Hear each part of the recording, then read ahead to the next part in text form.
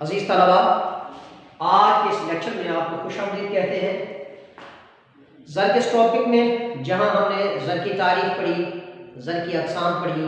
اس کے بعد سابقہ لیکچرز میں ہم نے چیک کے متعلق پڑھا، چیک کی تعریف کیا ہے، پھر چیک کی اقسام کیا ہے، اس میں ہم نے حامل چیک پڑھا، صفری چیک پڑھا، اس کے علاوہ صفری چیک کے علاوہ ہمارے پاس جو ہے کراس چیک پڑھا، نشان زدہ چیک، وہ چیک۔ آج ہم پڑھتے ہیں ہنڈی۔ ہنڈی کہتے ہیں ایک ایسی دستاویزات جو کاروباری لین دین میں، کاروباری معاملات میں دو افراد کے درمیان کاروباری حیثیت میں پیش ہوتی ہے۔ اس میں وقت، تاریخ اور کاروباری نوعیت کی مکمل دستاویزات موجود ہوتی ہے۔ اسے ہم نام دیتے ہیں ہنڈی کا۔ اب تعریف لکھتے ہیں ہنڈی کی، پھر ایک دفعہ سن لیں تعریف۔ ہنڈی سے مراد ایک ایسی دستاویزات جو کاروباری معاملات میں، کاروباری لین دین میں دو کاروباری افراد کے درمیان تشکیل پذیر ہوتی ہے۔ اس میں کاروبار کی نوعیت، مال کی حیثیت اور تاریخ کا اندراج ہوتا ہے۔ ایسی دستاویزاتی حیثیت کو ہم ہنڈی کا نام دیتے ہیں۔ اب اس کی تعریف لکھتے ہیں۔ کاروباری دستاویزات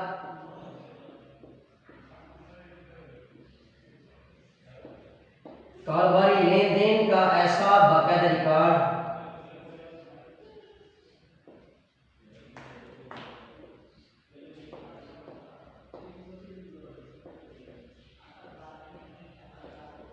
جس میں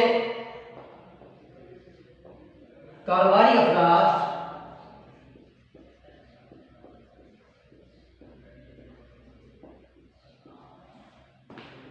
باقاعدہ ریکارڈ جس میں کاروباری افراد آپس میں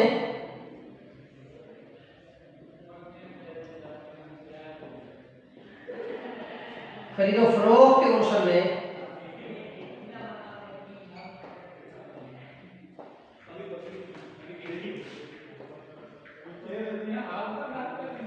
خرید و فروخت کے عنصر میں تاریخ، مال کی نوعیت اور رقم کی حیثیت درج کرتے ہیں۔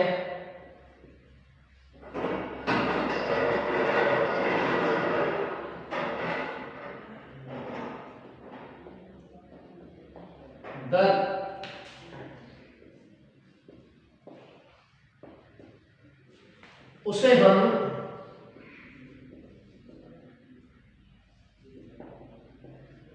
ہنڈی کا نام دیتے ہیں۔ اب سارے کاروباری محرکات میں، کاروباری لین دین میں، کاروباری متعاملات میں، کاروباری محرکات میں اس میں ایک باقاعدہ ریکارڈ کی حیثیت حاصل ہو۔ مثال کے طور پہ ایک شخص نے مال اگر دوسرے شخص کو مال دیا، دوسرے نے اس کے مال کو وصول کیا، بیک وقت اس کے پاس ادائیگی نہیں ہے، اگر نہیں بھی کر سکتا، ادائیگی نہیں کر رہا، تو باقاعدہ اس کو ایک تاریخ دیتا ہے، ایک تعین کرتا ہے، ایک اپنی حیثیت کے اعتبار سے، اپنی مالی حیثیت کے اعتبار سے وہ اس کو ایک اندھیا دے دیتا ہے کہ اتنی رقم، اتنی دیر میں رقم میں واپس کروں گا آپ کو۔ وہ مال کی ادائیگی، مال کے پیش ہونے اور رقم کے اندراج ہونے تک جو ہے، اور مال کی کیفیت کے پیش ہونے کے ساری مکمل جو دستاویزاتی حیثیت پیش ہوتی ہے، اسے ہم نام دیتے ہیں، ہنڈی کا نام دیتے ہیں۔ اب دیکھو بہت سے کاروباری معاملات میں ایسا ہے جو ڈائریکٹلی لین دین ہوتا ہے، باقاعدہ کیش ہوتا بھی ہے اور دیتے بھی ہیں۔ ایک شخص نے مال دیا، فوراً ان کے لین دین کا ایسا نظام ہوتا ہے، اس نے جا کے مال کی ادائیگی کی، جو ہی مال اس کو پیش کیا، مال میں پیش ہوتے ہی ساتھ اس نے وہ پیمنٹ کر دی، تو وہ ہے بالکل بالمشافہ اور بالکل ڈائریکٹلی جو ہے کاروباری تناظر۔ بہت سے لوگ ہوتے ہیں وہ زبانی وعدہ کر دیتے ہیں، یہ مال آپ کو چھوڑے جا رہے ہیں، اتنے عرصے بعد آپ کو رقم مل جائے گی۔ ایک یہ ہوتا ہے، ایک تحریری وعدے کی کیفیت ہوتی ہے کہ آپ اتنی تحریر لکھ کے دے دیتے ہیں کہ یہ جو مال میں نے وصول کیا ہے، اس کی نوعیت یہ ہے، اس کیفیت یہ ہے، اتنی دیر میں آپ کو کیا کر دوں گا، اس کی مال کی جو ادائیگی اور اس کی رقم جو ہے ادا کر دوں گا، تو وہ تحریر اس کا وعدہ ہوتا ہے۔ تو ہنڈی بھی ایک دستاویزاتی حیثیت ہے، ایک دستاویزات ہے جو ایک ایسا اس کے درمیان، جو قرض کے درمیان اور لین دین کرنے والے کے درمیان ایک لچکداری کیفیت ہے۔ ہم جو بھی لکھ سکتے ہیں اس کی تعریف، ایک قرض دار اور خریدار کے درمیان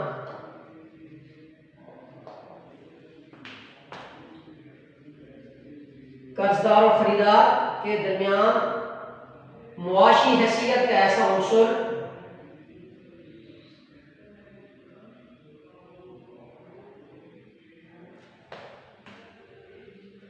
کا ایسا عنصر جس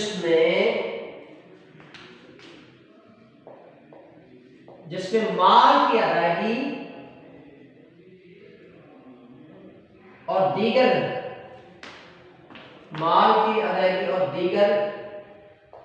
معاشی لوازمات پیش ہوتے ہیں،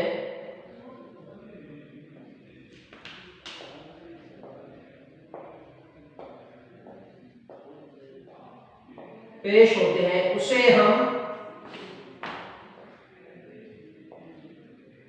ہم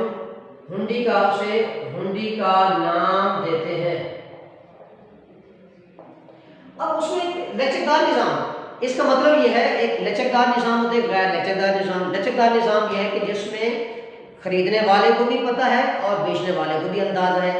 خریدنے والے کی اس کی نوعیت کا اندازہ ہے اور بیچنے والے کو اس کی نوعیت کا اندازہ ہے، دونوں کے درمیان ایک کیفیت ہے، اس میں موازن کی ایک صورت ہے، توازن کی کیفیت ہے، توازن کے لوازمات جو ہے۔ اب جو اس کو رقم کی ادائیگی ہو رہی ہے اس سے اس کی حیثیت کا اندازہ بھی ہو رہا ہے اور کاروباری محرکات کا پتہ بھی چل رہا ہے، تو اس لچکداری نظام کی اس کیفیت کو جو ہے ہنڈی کا نام دیتے ہیں۔ اب دیکھنا یہ ہے کہ ہنڈی کی اقسام کون سی ہے۔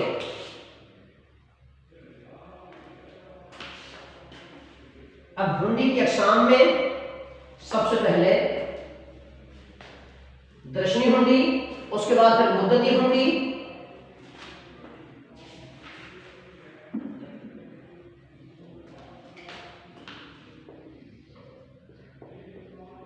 ہنڈی کی اقسام۔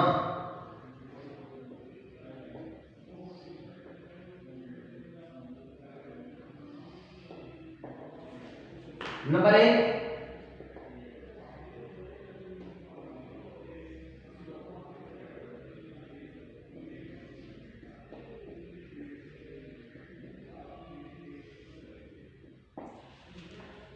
ایسی ہنڈی کی قسم جس میں مال کی موجودگی یا مال کے پیش ہونے پر اس کی ادائیگی کر دی جاتی ہے، مال کی حیثیت کے تناظر میں، مال کے عناصر کی حیثیت کے اعتبار میں جو اس کی ادائیگی کر دی جاتی ہے، اس طرح کی ہنڈی کو درشنی ہنڈی کا نام دیتے ہیں۔ ایک شخص نے اپنے مال کو لیا اور دوسرے شخص کو مال دیا، اس نے جو ہی وہ مال وصول کیا، اس کی نوعیت کو ساری مکمل دستاویزات اس کے سامنے آ گئے، اس نے اس کی ادائیگی کر دی، تو اس کو نام دیتے ہیں درشنی ہنڈی کا۔ ایسی اور دیکھتے ہیں تاریخ اس کی۔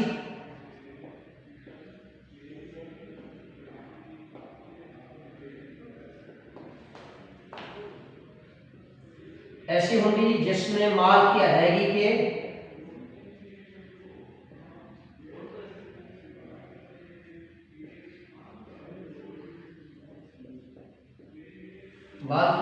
کے تناسب میں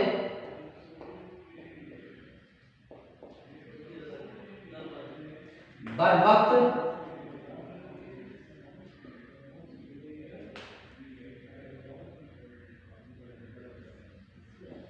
پیش ہوتی ہے،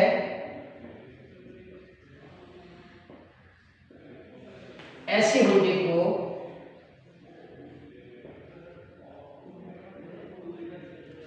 کو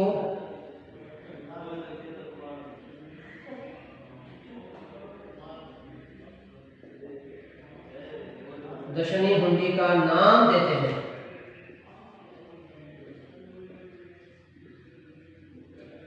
اب دیکھیں سامنے خریدار اور ہمیشہ کاروباری محرکات میں جو خریدنے والا ہے، مال خریدنے والا، وہ بھی اپنے لوازمات کو پیش رہے گا کہ ہاں منافع کی مقدار کہاں سے اس کو حاصل ہو سکتی ہے، کس حد تک اس کو سود بند ہو سکتی ہے، کس حد تک اس کی بہتری کے عوامل پیش ہوتے ہیں، کہاں تک اس کی نوعیت بہتر سے بہتر ہو سکتی ہے۔ تو یہ کاروباری محرکات کی وہ آئینے کی حیثیت جو ہے جہاں پہ پیش ہوگا تو وہی اس کو درشنی کی ہنڈی کی صورت ہوگی، جو یعنی مال ادائیگی ہو رہی ہے، اس مال کی ادائیگی کے ساتھ ساتھ جو ہے وہ سب کچھ بہتر۔ اب دیکھیں اس ہنڈی میں کرتا یہ ہے کہ ایک خریدار اپنے مال کی نوعیت کو جو اس میں جو کارسپانڈنگ کے کورس ہیں یا رسم الرسائی کے جو ذرائع اس نے استعمال کیے ہیں، ان ذرائع کی بنیاد پر جو مال اس نے بھیجا ہے اس میں رسیدات بھی اس میں شامل کر دی جاتی ہے، ایسی ہنڈی کو درشنی ہنڈی کا نام دیتے ہیں۔ مثال کے طور پر ایک شخص نے اپنا مال بھیجا تو ساتھ میں اس مال کے بھیجے جانے پر اس کو اخراجات بھی تو ہوئے، ٹرانسپورٹیشن کا خرچہ بھی آیا، کہ اس کا جو کارسپینڈنگ کا خرچہ بھی تو آیا، جو لوازمات اس نے اس مال کی بھیجنے کے تناول میں کیے، اب وصول کنند نے جو مال وصول کیا، اب وہ اس پر لازم ہے کہ جو بھی مال کی وصولی ہو جائے، جتنا اس پہ خرچ وغیرہ آیا ہے ساری اس کی حیثیت کو اٹھا، ایک تو نیٹ مال کی جو پیمنٹ ہے وہ بھی ادا کرے گا، ساتھ دیگر اس کے اخراجات، چاہے وہ فرسودگی کے اخراجات ہیں یا انتقال ادائیگی کے اخراجات ہیں یا دیگر جو ہے وہ خسارے کے اخراجات کی صورت ہے جو پیش ہو رہی ہے، وہ بھی اس کو ادا کرے گا۔ اس طرح کی ہنڈی کو ہم تشریح ہنڈی کا نام دیتے ہیں۔ ایک ہنڈی ایسی ہوتی ہے جس کو مدتی ہنڈی کا نام دیتے ہیں۔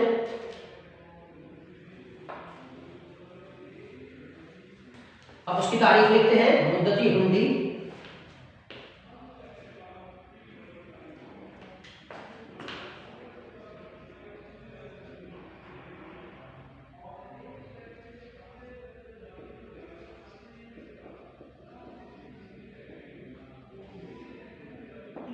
اب دیکھیں اس کے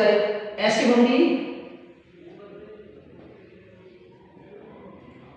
جس میں کسی مدت کا تعین کیا جائے،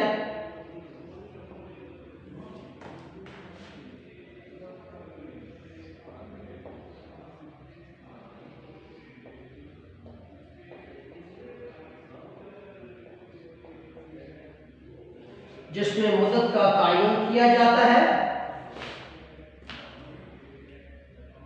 کہ اتنے عرصے میں خریدار اور فروخت کار کے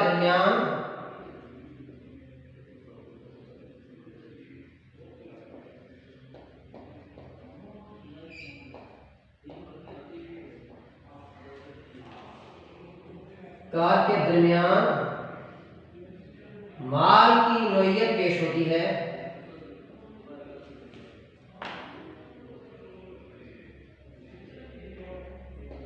پیش ہونے پر ادائیگی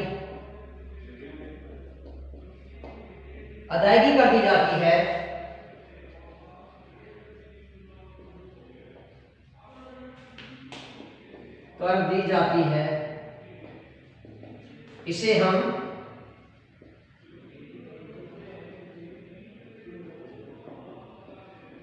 ہنڈی کا نام دیتے ہیں۔ اب یہ کہ اس میں مدت کا تعین ہو گیا، اب اس نے اس ہنڈی کے استناد میں اس کو مدت کو دیکھا کہ مدت کتنی ہوگی، 3 ماہ ہو گئی ہے، 6 ماہ ہو گئی ہے، 8 ماہ ہو، 9 ماہ۔ اب وہ جو اس مدت کا جو تعین ہے وہ اس بات پہ پیش نظر رہتا ہے کہ ہم نے رقم جو ہے اب تجارتی مال کے فروخت ہونے پر اس کو پیش ہوگا۔ اب مال جو بیچنے والے نے جو مال کسی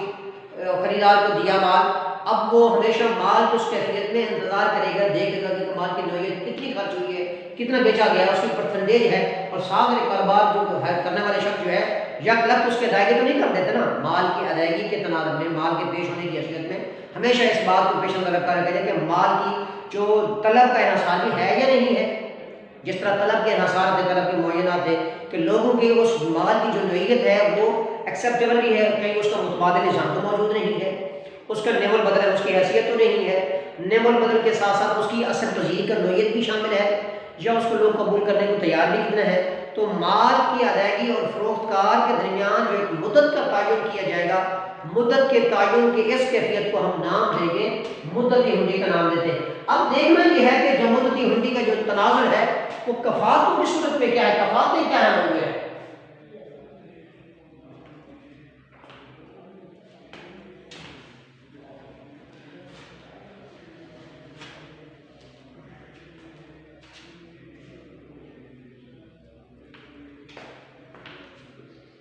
کفالتیں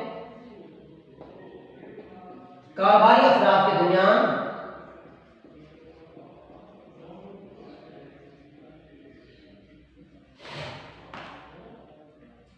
افراد کے درمیان تحریری رسیدیں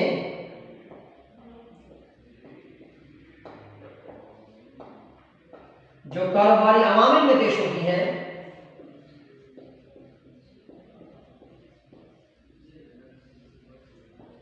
عوامل میں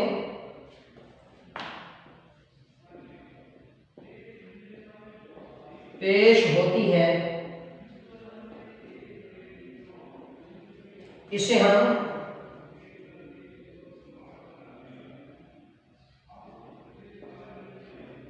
कफालतों का नाम देते हैं। अब कंपनी के शेयर्स हो, स्टॉक एक्सचेंज में उसकी कैफियत का तनाज़ुर हो, स्टॉक एक्सचेंज की कैफियत हो, तो वो तभी पेश होती है कि उसमें एक तहरीर रसीदें जारी करने वाला एक बैंक एक रसीदें जारी कर दी जाती हैं, कारोबारी रसीद जारी कर देते हैं, वो जिसकी कंपनी के शेयर मौजूद होते हैं, जो भी दूसरे शख्स के पास पहुंचते हैं, तो वो क्या करता है, उनकी शेयर्स को, उन हिस्सों को खरीद लेता है। अब देखना यह है कि उस स्टॉक एक्सचेंज जो इस वक्त पाकिस्तान में जो 3 stock exchange, Karachi stock exchange है, लाहौर स्टॉक एक्सचेंज है, इस्लामाबाद स्टॉक एक्सचेंज है, उस स्टॉक जहाँ पर कारोबार की ज़र की तख्लीक का तनाज़ुर पेश होता है, ज़र की तख्लीक का आईना पेश होता है, और ज़र की मुतबादिल हैसियतें पेश होती हैं, कारोबारी मुहर्रिकात पेश होते हैं, उसको स्टॉक एक्सचेंज का नाम देते हैं। तो स्टॉक एक्सचेंज में उस कंपनी की रजिस्टर्ड होने की कैफियत का इन्हिसार भी होता है और उसके लवाजमात भी पेश होते हैं, तब जाकर वो तफालतों का दायरा पर ज़्यादा से ज़्यादा होते हैं। हाँ, अगर स्टॉक एक्सचेंज में उसकी हैसियत का तनाज़ुर ना हो तो वो उसकी जो है, अब उसको किसी वक्त अगर उसकी तयन नहीं है तो उसको बेचा नहीं और ना खरीदा जा सकता है।